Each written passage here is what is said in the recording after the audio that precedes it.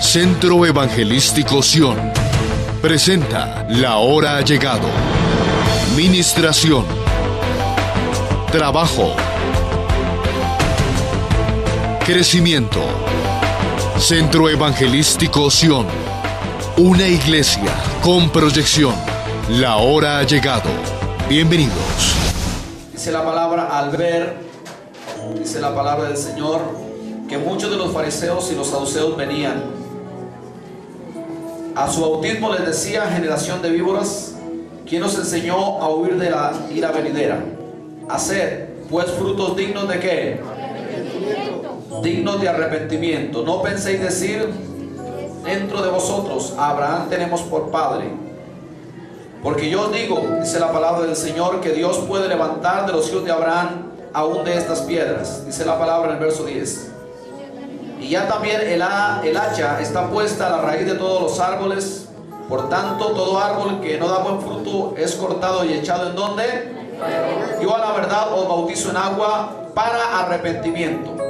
Pero el que viene tras de mí, cuyo calzado yo no soy digno de llevar, dice, es más poderoso que yo. Él os bautizará con Espíritu Santo y fuego. Y su aventador está en su mano, y limpiará su era, y recogerá su trigo en el granero, y se quemará la paja en el fuego, que nunca se apagará. Amén.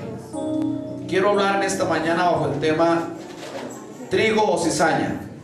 Así que abroches el cinturón esta mañana. Padre, te damos gracias en el nombre de Jesús. Te adoramos, te exaltamos y te bendecimos.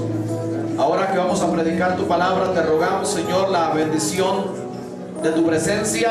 Pedimos que el Espíritu Santo nos ministre de una manera especial, de una forma poderosa, poder nosotros entender tu palabra en esta mañana preciosa que tú nos regalas. En el nombre de Jesús. Amén y amén. Puede tomar su lugar. Una vez más vuelvo a recordarle el tema para esta mañana: trigo o cizaña. Y quiero que le pregunte eso al que está a su lado: hermano, ¿eres trigo o cizaña? Amén. Pero valdría la pena que le diga una vez más: ¿eres trigo o paja? Porque la paja es lo que produce el trigo, donde está el trigo. Amén. Y más bien vamos a remodelar el tema y le vamos a llamar trigo o paja. Trigo o paja. Amén. Aleluya. Entonces en esta mañana vamos a hablar acerca de Juan el Bautista, que vino para predicar el evangelio en el desierto. Gloria al nombre del Señor. Y cuando él estaba predicando ahí en la región de Batábara, Batábara era un sector, un desierto de los más agrestes de esa región. Y el término Batábara quiere decir lugar del paso. ¿Cómo quiere decir, hermano? Lugar del paso. ¿Y por qué el lugar del paso? Porque por allí fue donde pasó el pueblo de Israel. Alabado sea el nombre del Señor. Y por eso le llamaron Batábara, o lugar del paso. Entonces en ese desierto fue a predicar Juan el Bautista.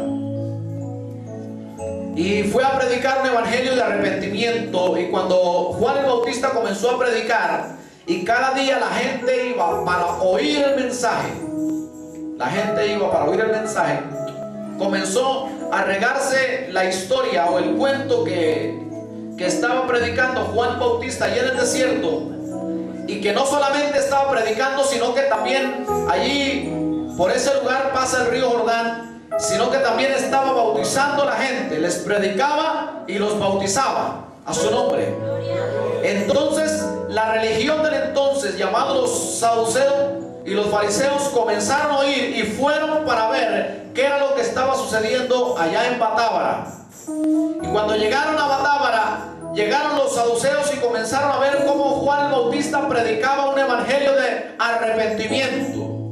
Porque en este tiempo se tiene que seguir predicando un evangelio de arrepentimiento también. Y como él comenzó a predicar, en la palabra comenzó a llegar al corazón de los fariseos y al corazón de los saduceos. Y a pesar de que los fariseos no se quitaban su vestimenta, iban con la vestimenta de fariseos, hermano, usted se puede imaginar caminando en el desierto en tremendo calor agreste, con una vestimenta como la que usaban los fariseos, con unas túnicas lujosas, unos cintos lujosos. Alabado sea el nombre del Señor. Pero ellos iban allí al desierto a oír predicar a Juan el Bautista. Y cuando llegaron a oír a predicar el Juan el Bautista, dice la palabra en el verso 7, al ver que muchos de los fariseos y los saduceos venían al bautismo. ¿A qué iban los fariseos y los saduceos, hermano?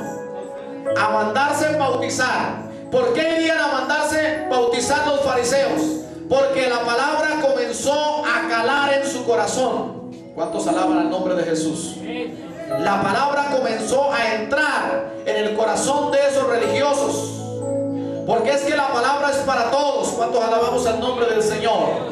Y la palabra es poderosa para quebrantar el corazón más duro.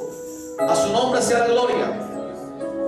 Los fariseos llegaron y vieron, hermano, y comenzaron algunos a mandarse bautizar, y querían bautizarse porque Juan bautizó ciertamente, alabado sea el nombre del Señor, para perdón de pecados.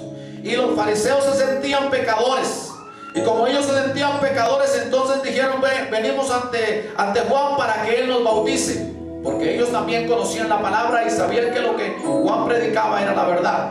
¿Cuántos alaban al nombre de Cristo? A su nombre.